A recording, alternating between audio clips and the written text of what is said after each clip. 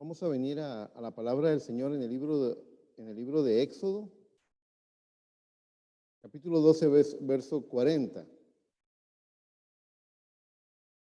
Un pequeño versículo que vamos a leer para desarrollar un tema que Dios puso en mi corazón. Hoy quiero compartir un mensaje que lleva por nombre Portadores de las virtudes de Cristo. Vamos a ver. En Éxodo 12:40 dice la palabra del Señor. El tiempo que vamos a leer el 40 y también el 41. El tiempo que los hijos de Israel habitaron en Egipto fue 430 años. Y pasados los 430 años, en el mismo día todas las huestes de Jehová salieron de la tierra de Egipto. Por favor, ore conmigo. Amado Padre Celestial, en esta hora te pedimos, en el nombre de Jesús, que tú bendigas nuestros corazones con tu palabra ungida. Estamos hambrientos de ella, Señor. Que este vaso se pueda hacer a un lado, se pueda esconder tras la cruz del Calvario y que sea el Señor Jesucristo el que tome lugar, que tome control. Padre, que tú guardes mis labios de decir algo incorrecto, Padre, y que solamente pueda fluir la palabra con el carácter de Cristo a los corazones y que puedan ser edificados. En el todopoderoso nombre del Señor Jesucristo te lo pido y te doy las gracias. Amén y amén. ¿Pudieran apagar este monitor? Hace mucho ruido y distrae un poco. Gracias. ¿Se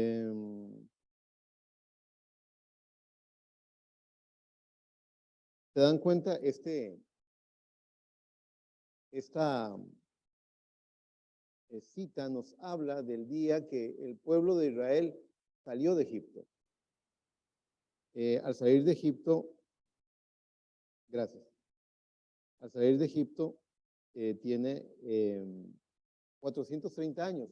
Ustedes se han dado cuenta de que de que Dios le había dicho a Abraham en el libro de Génesis que 400 años estaría su pueblo cautivo en Egipto. ¿Alguno de ustedes ha leído ese detalle? 400 años, pero aquí estamos leyendo que dice 430 años. ¿Por qué la diferencia? ¿Por qué esos 30 años de diferencia? Vamos a hablar un poco de eso con el tema de portadores. Es algo que el mensajero comparte. La palabra de Dios nos dice en el libro de Hechos, en el capítulo 7, verso 25, dice, pero él pensaba que sus hermanos comprendían que Dios les daría libertad por mano suya, mas ellos no lo habían entendido así. Está hablando de Moisés. Moisés, a sus 40 años, dice la Biblia que descendió para ver a sus hermanos. Él había crecido como el hijo de la hija de Faraón. Y cuando él ve a sus hermanos recibiendo el látigo de los capataces egipcios, él tiene un arrebato, una locura y mata a un capataz egipcio y lo esconde en la arena, pensando que se salió con la suya. Luego encuentra a dos hermanos egipcios discutiendo, peleando. Y él les dijo, varones, hermanos sois, no discutáis. Y relata la palabra de Dios que uno de ellos le dijo, ¿qué? ¿Nos vas a matar como mataste al egipcio? Y eso representa un rechazo a lo que Moisés quería hacer por ellos. A esto se refiere ese texto de Hechos 7:25. Pero él pensaba, en la mentecita de Moisés, él se imaginaba que el pueblo de Israel lo iba a seguir, todos iban a ser un solo bloque. Dice, pero él pensaba que sus hermanos comprendían que Dios les daría libertad por mano suya, mas ellos no lo habían entendido así. ¿Se acuerdan? Hace unas semanas prediqué un mensaje que llamé mente de esclavo. Ellos estaban acostumbrados al azote, al látigo. Y solo por látigo se movían, y solo por la mala. Y ahora viene Moisés que está tratando de ayudar y es rechazado. Esa generación, aquí hay algo que se llama, aquí podemos introducir un poco el tema de lo que el mensajero habló llamado condenación por representación. Voy a ponerles un ejemplo de lo que es condenación por representación. Imagínense, recuerden aquella batalla cuando el joven David llegó a llevarles el almuerzo a sus hermanos que estaban en la batalla contra los filisteos. ¿Recuerdan eso? El día que venció a Goliat. Bueno, las palabras de Goliat fueron estas. ¿Para qué derramar sangre? ¿Para qué hacer para qué gastar dinero en una costosa y difícil batalla entre los dos pueblos? Manden a su mejor guerrero, que él pelee conmigo, y el que gane, ganó por su pueblo. Es decir, que él hablaba de ganar en nombre de su pueblo una batalla. Él estaba representando a su pueblo en esa victoria. Bueno, de la misma forma en la que David ganó, Israel ganó por representación de David esta batalla, también las generaciones se han visto. Ustedes ven que el evangelio de Cristo le predicó a unas cuantas decenas de miles. Es lo que declara la palabra de Dios. Decenas de miles es lo que podemos testificar. No cientos de miles, no millones. Unas cuantas decenas de miles oyeron la voz audible de Cristo a lo largo de sus 3 años y medio de ministerio. Pero nadie puede decir que porque no oyó a Cristo está exento del juicio. Porque él tuvo a sus apóstoles que trajeron que esparcieron el evangelio, luego otros. Es decir, que aunque nosotros no hemos escuchado la voz literal de aquel hombre de carne y hueso llamado Jesús de Nazaret, su palabra ha llegado a nosotros. Y podemos ser condenados por representación también. ¿Entienden el concepto? Bueno, aquí, en este texto que estamos leyendo, retomando un poco esto, esa generación, esos 2 hermanos que estaban peleando, representaron a aquella generación esclava, simiente de Abraham, descendientes de Abraham, que rechazaron el don que Dios había enviado para libertarlos a ellos. ¿Y qué ocurrió? Esa generación murió como esclava, en vez de haber sido libertada. ¿Cuánto tiempo estuvo Moisés en el desierto? ¿Alguien lo recuerda? 40 años, muy bien. 40 años en el desierto, ahora él tiene 80. Y él se encuentra con Dios en la zarza ardiendo, tiene la sobrenatural y transformadora experiencia que todo ministro debe tener, conocer a Dios en la zarza ardiendo, allá en la parte de atrás del desierto. Y cuando él es comisionado por Dios para ir a libertar a Israel, va y se enfrenta sabemos que todo el ejército de Faraón murió ahogado en el mar. Sabemos todas las grandes hazañas, las plagas, todo lo que hizo. Y sin embargo, aunque esa segunda generación, ya murió una primera generación, que es lo que dura más o menos 40 años. Muere una generación esclava por haber rechazado el don, y ahora viene una segunda generación que ve las maravillas de Dios. Ve que cuando esa vara es sacudida, hiere las aguas, se convierten en sangre, y cuando la vara es sacudida vienen plagas, vienen piojos, vienen saltamontes, el poder de Dios viene y se manifiesta 1, 2, 3, muchas veces. Tras de eso ven a la columna de fuego que se para entre el ejército y ellos para defenderlos. Ven que el mar se abre. Esa fue la misma generación que comió maná. Fue la misma generación que bebió agua de la roca. Vea todas las hazañas que vio esa generación. ¿Y qué es lo que dice el libro de Hebreos en el capítulo 3 y 4? Dice que esa generación que murió en el desierto. Dice que Dios no se agradó de ellos, que lo que Dios literalmente dijo es, siempre andan vagando en sus corazones y no han conocido mis caminos. Por tanto, juré en mi ira, no entrarán en mi reposo. Entendemos que para aquella generación el reposo de Dios era la tierra de promesa, era donde iban a descansar. Para nosotros, los que hemos venido a este tiempo final, nuestro reposo está, el equivalente de la tierra prometida, el equivalente de la promesa es el bautismo del Espíritu Santo, porque claramente dice, también Hebreos 4, dice que cuando un hombre encuentra ese reposo, Dios reposa de sus obras, el hombre reposa de sus obras y Dios de las suyas. Ha terminado una obra completa. La culminación de una obra, de una obra de gracia, de redención, es darte la vida de Dios en tu corazón, que Dios esté en el trono de tu corazón viviendo. Muy bien. Habiendo dicho eso, Escuchen lo que el mensajero dice en el mensaje: la simiente no heredará con la cáscara, párrafo 81.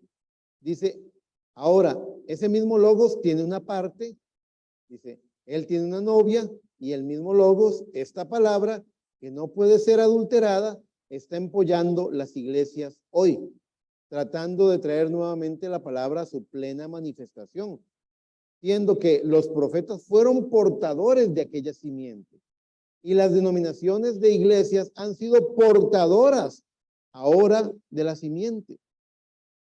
Ahora, noten rápidamente, porque así como la cáscara abraza, dice, contiene la semilla, después la deja. Es decir, la cáscara se seca y donde está la vida es en la semilla.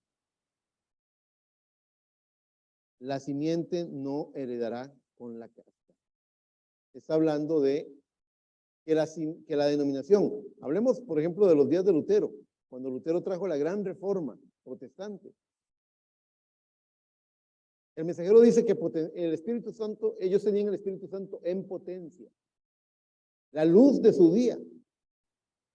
Cada edad tuvo su mensajero, cada edad tuvo vino a ellos la luz de la palabra, cada edad tuvo una luz que recibieron. Y en potencia tenían todo,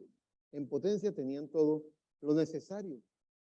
El lunes cuando estábamos en reunión ministerial, hablábamos eso, de que Dios, en el escritor del libro más antiguo de la Biblia, Job, el mensajero dice que lo único que podía hacer Job era sacrificar a un cordero. Pero ese era el requisito de Dios y él satisfizo el requisito de Dios. Él cumplió con lo que Dios le había pedido. Él sacrificaba al cordero pidiendo por sus hijos. Y Dios oyó su oración. Esa era la luz que había llegado a ese momento. Entonces, todas estas manifestaciones de fe, lo que están mostrando es que la vida de Dios, han habido portadores de esa vida que han transmitido eso. Y lo comparamos con una planta. La semilla original para nosotros es Jesucristo, que fue plantado en el Calvario. Y eso fue, y él es nuestro fundamento principal. Encontramos que la palabra de Dios nos testifica en Corintios, dice, edificados pues sobre el fundamento de apóstoles y profetas, siendo Jesucristo la principal piedra del ángulo, ¿verdad? Es decir, la raíz viene así. Jesucristo, apóstoles, profetas, el tallo surge, vemos cómo vino la reforma protestante, vemos cómo se ramificaron las iglesias, y en todo eso, la vida de Dios corrió, igual que la savia corre por la planta, la vida de Dios corrió. Eran portadores de la vida, pero no eran destinatarios. Eran portadores, pero no eran poseedores. Porque hemos visto una generación que rechazó a Moisés estando en Egipto y murió esclava. Una generación que vio las maravillas de Dios y salió de Egipto, pero vagando en su corazón, murió en el desierto. 2 generaciones. Y una tercera generación. Que entró a la tierra prometida, que fue circuncidada, que vio por última vez el maná en un día y comió de los frutos de la tierra. Así que estoy hablando de Josué capítulo 5 por ahí. Entonces, nos damos cuenta que ser un portador no es suficiente. Usted, al igual que aquella generación que entró en la tierra prometida, está aquí en esta noche para poseer las promesas, no para portarlas. Usted no es un cartero. Usted es el destinatario. Usted es el receptor de las promesas. Usted ha venido en el tiempo del fin para traer a vida, para ser la imagen viviente de Jesucristo. No una imagen de yeso, de cemento, de madera. Una imagen viviente porque tenemos un Dios vivo. Entonces somos imágenes vivientes de un Dios vivo. Así que somos portadores de esa vida. Pero yo estaba meditando un poco más en eso, de que no somos portadores, sino destinatarios, y vino algo a mi corazón. Este fin de semana, cuando tuvimos el tiempo de compañerismo, primero estuve conversando un rato con nuestra hermana Priscila y con el hermano Josué.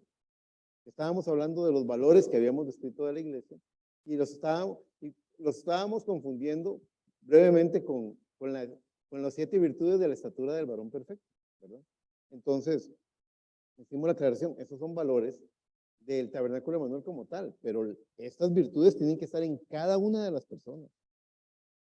Si quieren leerlas, van conmigo, por favor, a 2 de Pedro, capítulo 1, verso 3. Estoy dándole vuelta. Primero voy a leer la lectura y luego vamos a leer la cita del varón perfecto. Muy bien. En 2 de Pedro, capítulo 1, verso 3, vamos a encontrar lo siguiente. Vamos a movernos por acá. Vamos a leer del verso 3 al verso 7, al verso 8. ¿Lo tienen?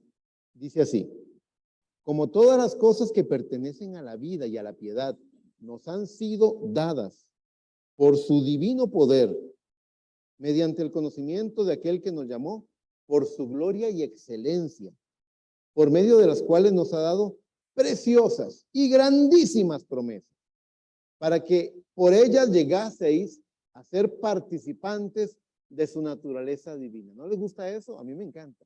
Ser participantes de la naturaleza de Dios.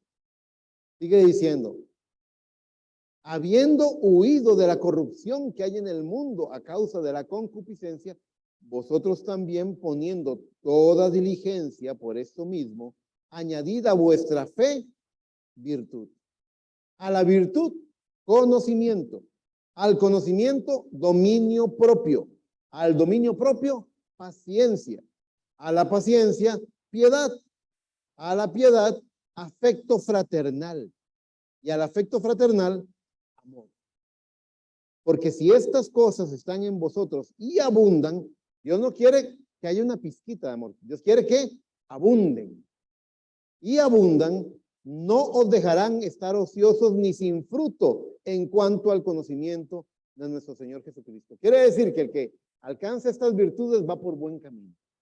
Esto es lo que, y esto es lo que el mensajero llamó la estatura del varón perfecto. Fue por eso que escogí esa lectura al iniciar el culto, la lectura de Efesios 4:11 en adelante, porque dice que el ministerio quíntuple ha sido establecido ¿para qué? Para perfeccionar a los santos hasta que todos lleguemos ¿a qué? A la estatura de Jesucristo, que es el varón perfecto, a la estatura de Jesucristo, a una madurez, a una vida más alta, a una vivencia más alta. Ahora, aunque hay gente allá afuera que tiene fe natural, no es esa fe de la que estamos hablando. Aunque hay gente que tiene paciencia natural y uno dice, qué paciencia tiene ese hombre, qué bárbara esa señora, qué paciente es con esos chiquillos que se le portan tan mal. Esa no es la paciencia de la que estamos hablando. Vamos a leer una cita que tenemos de la estatura del varón perfecto, párrafo 351.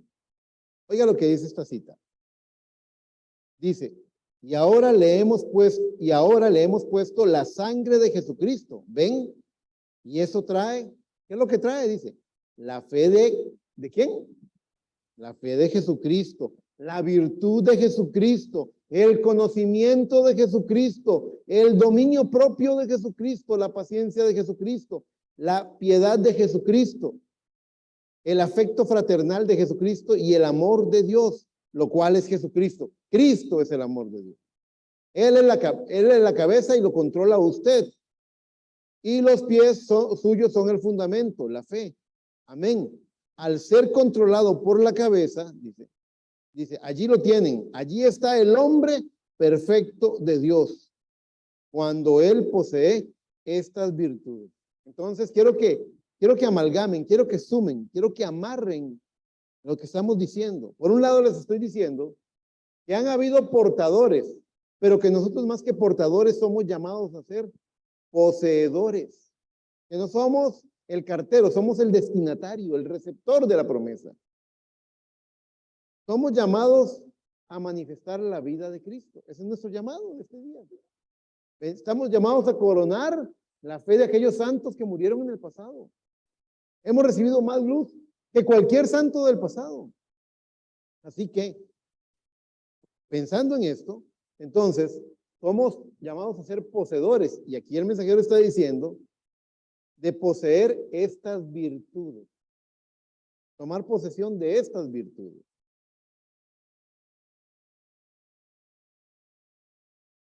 No es la fe suya, sino es la fe de Dios. ¿Se acuerdan que alguna vez he predicado esto? Con razón, usted puede mover montañas con su fe. Que no es su fe, es la fe de Dios. Y dice Efesios, dice, por fe sois salvos, y esto no es, no de vosotros, pues es don de Dios, es la fe que Dios nos da. Somos depositarios, somos receptores, somos vasos donde reside, donde es puesta esa fe, luego esa virtud, luego esa paciencia. Esas 7 virtudes son depositadas en nosotros.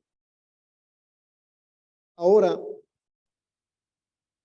pudiéramos tomar una posición y decir, ok, es la fe de Dios, no es mi fe. Entonces, ¿dónde consigo yo fe de Dios? ¿Dónde? Con Dios, ¿verdad? Si Dios no me la da, yo no la puedo tener.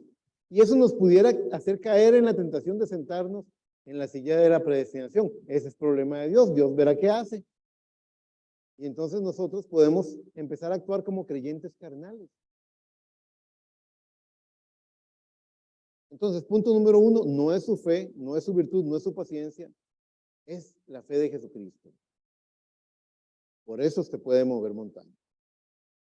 Otra cosa que el mensajero dice en el mensaje, la estatura del varón perfecto, es que estas cosas tienen un orden. Estas virtudes están puestas, están descritas por Pedro exactamente en el orden en el que tienen que ser edificadas. No podemos poner, y eso es de lo que estaba hablando con la hermana Priscila y con el hermano Josué el domingo después del culto, cuando estábamos en el compañerismo, en la comidita. Nosotros no podemos, dice el mensajero, no debemos tratar de edificar, por ejemplo, el amor, el afecto fraternal sobre fe. Y es que muchas veces hacemos eso. Esto ocurre mucho en las iglesias. Todos tenemos la fe que Dios ha puesto en nuestros corazones, creemos, y de repente unámonos, juntémonos, tengamos compañerismo, afecto fraternal. Y luego empezamos a ver que tenemos pleitos, impaciencias. ¿Por qué? Porque no debíamos colocar el afecto fraternal sobre nuestra fe. Y mucho menos sobre nuestro cariño humano, natural.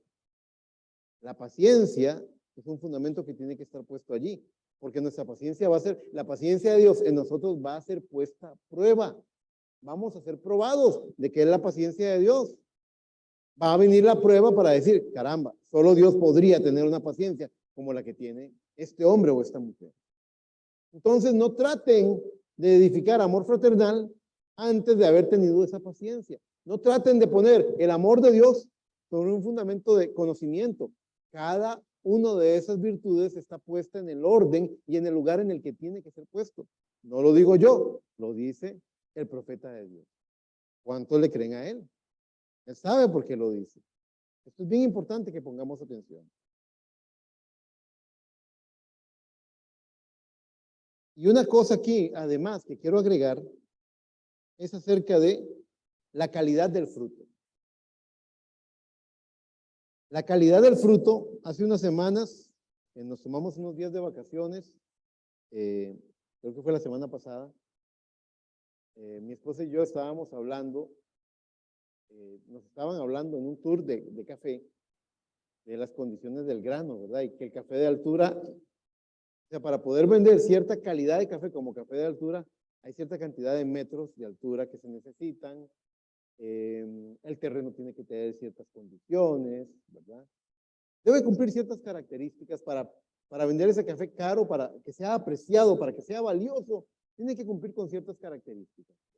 No puedo llevar una semilla de café y enterrarla ya en la arena, en la playa, y luego tratar de venderlo como café de altura porque no tiene esa calidad. Entonces, pensando un poco en eso, que la calidad del fruto se ve afectado por las condiciones del suelo, por las condiciones del clima, etcétera. Así Dios establece condiciones para que usted desarrolle esa fe, esa ciencia, esa paciencia, para que usted alcance esas virtudes. Y vamos a ver, Dios es un Dios que nos sorprende, porque Él no es el Dios que nos pone en la prueba, en el horno de la prueba. Piensen en esto. ¿Qué es lo que hace Dios para que tengamos paciencia? Yo lo aprendí hace mucho tiempo, hace muchos años, cuando tenía poco tiempo de haberme casado con la hermana Gretel, ella me dio una clase de teología tremenda. Porque yo tenía la frase, Dios, dame paciencia. Dios, dame paciencia, yo decía. Y ella me dijo, no pida paciencia. ¿Por qué no? Me decía, porque la Biblia dice que la prueba paciencia da. Si usted pide paciencia, Dios le va a dar pruebas para que usted desarrolle paciencia. Y yo, no me había dado cuenta de eso. Señor, dame fortaleza. Cambié la oración. El punto es que Dios sí quiere que tengamos paciencia.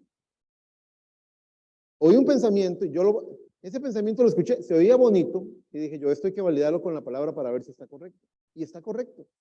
Por eso mismo, porque la prueba de paciencia da, es la demostración bíblica de que este pensamiento que les voy a compartir está conforme a la palabra. Uno tiene que examinarlo todo, retener lo bueno. Escuché ese pensamiento que decía, si usted pide paciencia, ¿usted cree que Dios le va a dar un espíritu paciente? ¿O que Él le va a dar circunstancias para que usted desarrolle esa paciencia? Pensemos en la ciencia, el conocimiento de Dios. A la fe virtud, al virtud conocimiento.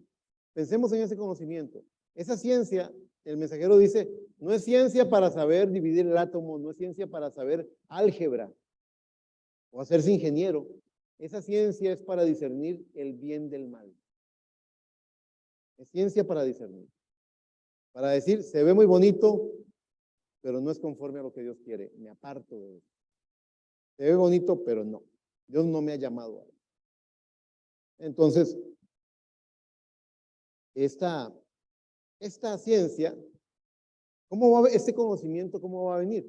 Dios va a poner circunstancias en sus vidas que les van a dar lecciones que tienen que aprender. Allí va a recibir el conocimiento. ¿Cómo se aprende, hermano Josué? Los estudiantes que usted tiene vienen con un espíritu de sabiduría automático donde ellos entienden automáticamente todo. No, las lecciones las tienen que aprender. Así. Y al igual que las matemáticas, yo he visto que, ustedes saben que en matemáticas a uno le enseñan a hacer un cálculo y hacer la prueba de ese cálculo para comprobar que el resultado es correcto. Pues con Dios no solamente nos pone pruebas, problemas matemáticos en la vida, sino que nos hace comprobar. Por eso la palabra de Dios también dice, comprueben la buena voluntad del Señor agradable y perfecta. Uno tiene que comprobar la cosa correcta, cuando uno está en la voluntad del Señor, cuando lo está haciendo de la manera correcta. Entonces piensen en esas 7 virtudes. Virtud en el sentido de añadido a vuestra fe, virtud significa poder. Poder sin carácter es satánico. Entonces, Dios forma un carácter porque poder sin carácter va a ser satánico. Dios forma un carácter, el carácter de Jesucristo. No hay poder fuera de eso. Entonces, estas 7 escalones, estas 7 virtudes que tenemos que escalar para la estatura del varón perfecto, número 1, no son nuestras virtudes, son las virtudes de Jesucristo en nosotros. Número 2, tienen un orden que tiene que ser respetado porque el resultado final, esto implica que no vamos a tener ese resultado final a menos que hagamos las cosas en el orden en el que Dios nos está pidiendo que lo hagamos. Y número 3, Dios va a establecer condiciones. Dios va a poner en alrededor de nuestra vida pruebas, oportunidades. Va a poner una serie de cosas. Hermano Eric, y si Dios quiere que yo tenga su ciencia y Él quiere que instruirme y yo no aprendo las lecciones, reprueba. ¿Qué pasa con los alumnos? Reprueban el año y tienen que repetir. ¿Listo? Y algunos ya tienen bigote y tienen que repetir para poder graduarse. Tienen que aprender las lecciones. Algunos llevamos muchos años en la iglesia y hay algunas lecciones que todavía no hemos aprendido. Pero Dios dice, no importa, próximo año nuevamente hay examen. Entonces, vean cómo Dios quiere hacer una obra. Ustedes son portadores de las virtudes de Cristo. Ustedes tienen el potencial, pero Dios no quiere que ustedes tengan ese potencial, porque lo que dijo Pedro es, porque si estas cosas estáis en vosotros, no vas a estar sin fruto respecto al conocimiento del Hijo de Dios.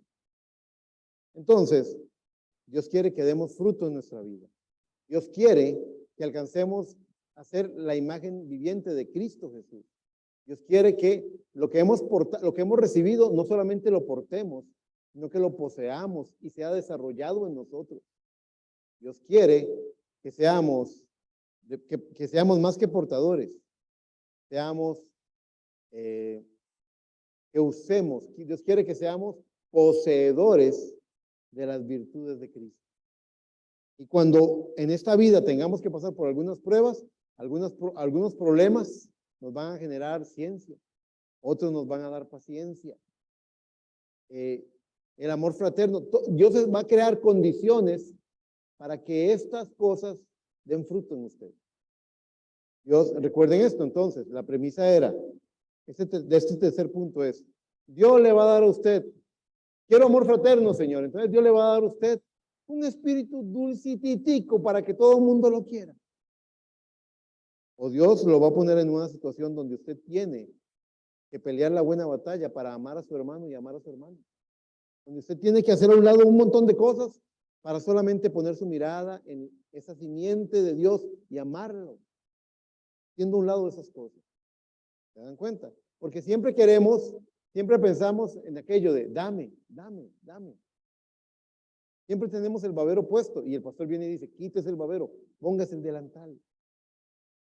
Siempre es el llamado. La vida de Cristo, Cristo no vino para ser servido, Cristo vino para servir. Y entonces tenemos, por esta misma razón, ya cerrando el mensaje, vean la vida de Cristo desplegándose con sus virtudes. Vean cómo, tengo una cita en la que creo que Pablo describe muy bien cómo es la vida de Cristo y lo que nos está pidiendo. Un ejemplo que tengo en Romanos 12, verso 9. En Romanos 12, verso 9, del verso 9 al 18, les voy a leer y ustedes examinen esto para que ustedes digan, ¿tengo esto yo o necesito desarrollarlo? Porque eso es el fruto de tener ese carácter, esa vida. Dice, el amor sea sin fingimiento. Es decir, que tiene que ser amor sincero. Tenemos que ser derechos, verdaderos. Amarnos el uno al otro. Aborreced lo malo, seguid lo bueno, amados los unos a los otros con amor fraternal. En cuanto a honra, prefiriéndoos los unos a los otros. En lo que requiere diligencia, no perezosos, fervientes en espíritu, sirviendo al Señor, gozosos en la esperanza, sufridos en la tribulación, constantes en la oración, compartiendo para las necesidades de los santos, practicando la hospitalidad. Bendecid a los que os persiguen, bendecid y no maldigáis. Gozaos con los que se gozan, llorad con los que lloran. Para mí, cuando alguien me dice, hoy hablan de inteligencia emocional, hoy en día está muy de moda ese término, inteligencia emocional, y dicen que una de las cualidades de la inteligencia emocional es la empatía. Para mí la Biblia es una maestra de empatía, ese gozar con los que se gozan, llorar con los que lloran, es empatía en un 100%. Unánimes entre vosotros, unánime significa de un mismo ánimo. No altivos, sino asociándoos con los humildes. No seáis sabios en vuestra propia opinión. No paguéis a nadie mal por mal. Procurad lo bueno delante de todos los hombres. Y es posible, en cuanto dependa de vosotros, estad en paz con todos los hombres. Así que este ejemplo que nos da la escritura, ¿quién vive así? Dígame, ¿quién alcanza estas cualidades? El que tiene la vida, es Jesucristo el que actúa de esa forma. Vaya y vea los evangelios. Es tener la vida de Cristo. Muchas veces somos como niños en la iglesia. Muchas veces tenemos pequeñas cosas, pequeñas rencillas o tenemos pensamientos contrarios. Somos como niños conflictuados. Pero el trabajo del ministerio es que usted sea edificado a la madurez, que alcance la vida de Cristo, la estatura de Cristo. Y hoy les hemos dado 3 tips que tienen que ser considerados. Ustedes como portadores de algo que tienen que llegar a poseer, no un poquito, sino en abundancia. Dios no quiere un poquito de paciencia, Dios quiere que ustedes tengan la paciencia que tuvo Cristo. Entonces, ustedes saben, yo muchas veces pienso, la gente piensa que, por ejemplo, de que Noé tuvo que haber sido muy paciente porque predicó 120 años y se salvaron 8. Él, su esposa, sus hijos y las esposas de sus hijos, nada más. Fue lo que entró al arca. 120 años predicando. Y eso fue, ¿qué paciente tuvo que haber sido? Pensamos. No, la Biblia no dice que el paciente fue Noé. Dice la Biblia que mientras esperaban, Noé en la paciencia del Señor. El que tuvo paciencia fue Dios. La paciencia vino de parte de Dios. Entonces, tip número 1, son características divinas, no humanas. No nos sirve la paciencia humana, no nos sirve el conocimiento humano, no nos sirve la fe natural humana. Tienen que ser la fe de Jesucristo, la ciencia, las 7 virtudes de Jesucristo en nosotros. Segundo tip que debemos rescatar. Estas cosas están puestas en un orden para producir un resultado. Si sacamos el orden, vamos a tener desorden, vamos a tener conflicto, vamos a tener problemas. Tenemos que entender que estas cosas están puestas para ir avanzando en esas materias. A usted no le dan, hermano Esteban, a usted no le dieron ingeniería, ¿cómo es? IO, investigación de operaciones, o no le dieron ruta crítica para productos, no le dieron nada de eso en la escuela, y luego le enseñaron aritmética básica en la universidad, ¿verdad? Cada cosa tenía un momento, tenía un nivel. Lo mismo es con estas 7 virtudes. Se desarrollan conforme al orden de la palabra. Segundo tip. Tercer tip. Dios no le va a dar paciencia. Dios le va a dar la oportunidad para que usted sea paciente. Dios no le va a dar ciencia. Dios va a crear condiciones para que usted sea instruido y adquiera ciencia. Dios va a trabajar en usted. Por eso es que esto no es un laboratorio, no es una escuela, es una vida lo que estamos viviendo. Las lecciones más importantes. Yo aquí estoy como el micrófono donde nuestro capitán de 5 estrellas, el general C. Jesucristo, el gran Espíritu Santo, imparte las instrucciones para la batalla, pero la batalla no se pelea aquí, la batalla se pelea allá afuera, en nuestras casas, en nuestros trabajos, en la calle, con nuestros vecinos. Ahí es donde peleamos la batalla, con nuestros amigos, con nuestros hermanos, con nuestros familiares. Allí es donde peleamos la batalla. Entonces, allá afuera, como no es una clase con pizarrón y lápiz y tiza, sino que es otro tipo de escuela, las lecciones que vas a aprender para tener ciencia tienen que ver con las circunstancias que Dios ponga en tu vida. Y Dios te va a meter a problemas, y Dios va a probar, y la paciencia humana se va a rendir. Y está bueno que se rinda para que demuestre, para demostrar de que no podemos como humanos lograr estas cosas. Pero luego hay una promesa de que va a haber una paciencia divina en usted, de que va a haber una templanza. No se trata vamos a ver, los que hablan de inteligencia emocional y de estas características, hablan de autocontrol. Es lo que hablan. Dicen autocontrol, autorregulación, autoconciencia. Son como niveles, ¿verdad? Y eso se puede entrenar. Pero eso no tiene nada que ver, está muy pequeño a la par de lo que el Espíritu Santo llama dominio propio. Dominio propio es otra cosa.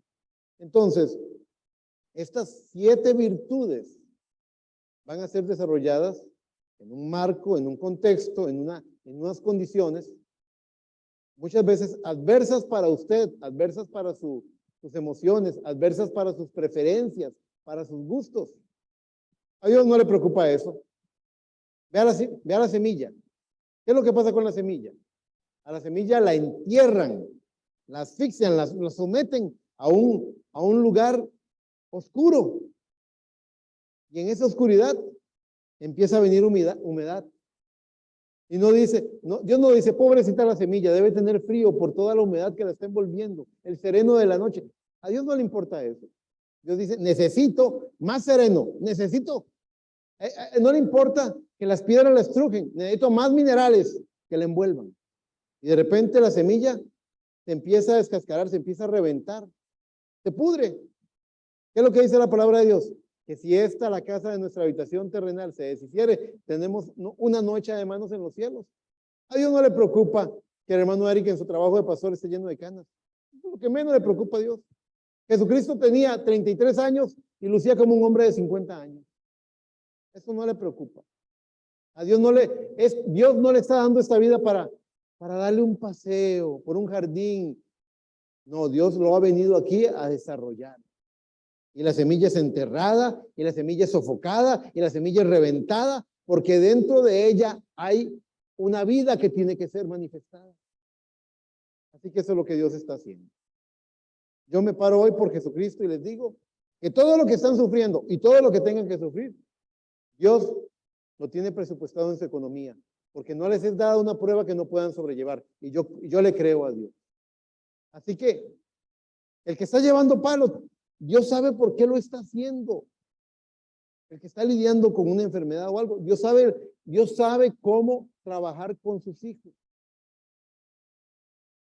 Un día un hijo de Dios, que no parecía hijo de Dios, no parecía, Jacob, el suplantador, Jacob el tramposo, engañó a su papá, engatusó a su hermano, engañó a su suegro. A donde iba, problema, dejaba una cola de problemas él. Y un día, a las vueltas de la vida, le tocó regresar. Y sabía que su hermano mayor, Esaú, lo estaba esperando. Y era un hombre de guerra, era un hombre aguerrido, era un hombre fuerte y tenía a sus varones de guerra. Y el tiempo se le había agotado, no podía retroceder. Tenía que seguir avanzando, porque la vida no retrocede. Y pensando en sus simientes, en sus hijos, los separó en dos campamentos, los separó en dos y mandó uno por un lado y otro por el otro, por si atacaba, que un grupo se atacaba a un grupo, que el otro se pudiera salvar.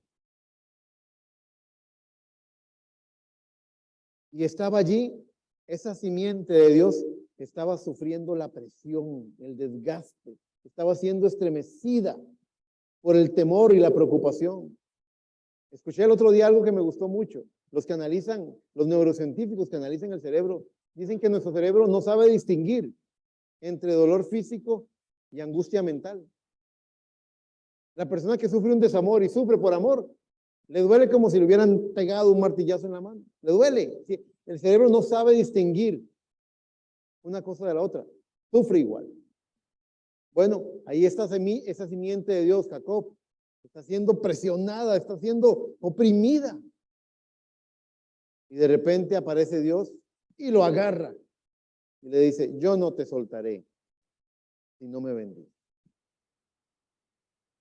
¿Usted se imagina un pobre hombre débil agarrar a Dios y decirle, no te voy a soltar? Y el ángel del Señor diciéndole, suéltame que ya va a amanecer, suéltame que ya raya el alba, no te soltaré. Suéltame, no te soltaré. ¿Ustedes creen que un hombre natural tenía fuerza física para retener al que estaba sosteniendo los cielos y la tierra? No. Entonces, ¿por qué no se pudo soltar el ángel? Porque no era un abrazo de fuerza física el que lo estaba reteniendo. Había una desesperación. Había algo allí. Había una virtud que tenía que ser manifestada. Había algo, se estaba manifestando algo que estaba escondido. Igual que la semilla cuando suelta, sale la matita ya. La vida se estaba manifestando. Y lo descoyuntó. Y le estaba colgando el muslo, le estaba colgando la piernilla ahí toda maltrecha, y él no lo soltó. Dijo, no, este no me va a soltar, lo voy a partir en dos y no me va a soltar. Así que lo va a bendecir y le dijo, ya no será más tu nombre Jacob. Y saben una cosa, Dios te cambia el nombre cuando tienes una victoria. Y es lo que dice, al que venciere le daré un nombre nuevo. Y viene él y le dice, ya no será más tu nombre Jacob, sino que será tu nombre Israel, porque has peleado con Dios y con los hombres y has vencido. Una hazaña más allá del entendimiento del hombre, o sea, ¿quién va a pelear con Dios y va a ganar? Pero Dios dice que él peleó y venció. Así que ustedes que en esta noche de oración van a orar, que posiblemente tienen alguna petición, alguna necesidad, alguna carencia, alguna tristeza, algo que presentar a los pies de Cristo, algo que traer al Calvario en esta noche. Dios ha permitido que esas pruebas vengan a sus vidas porque Él quiere sacar de ustedes algo. Del horno de la aflicción Él va a sacar un carácter, la vida de Cristo en ustedes. Así que quisiera yo recomendarles que recuerden estas cosas. Ustedes son portadores, pero no son llamados a ser portadores, sino poseedores. Y como poseedores se tienen que manifestar esas virtudes en ustedes.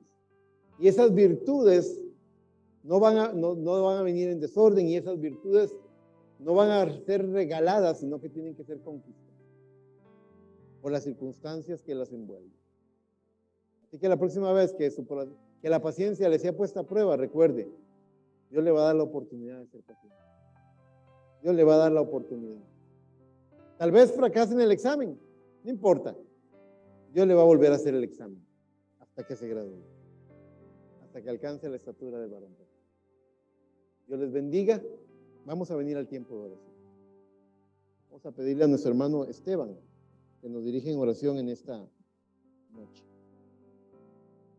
Y no importa lo que usted le esté pidiendo al Señor, tenga fe y el Señor se lo va a regalar. Dios les bendiga.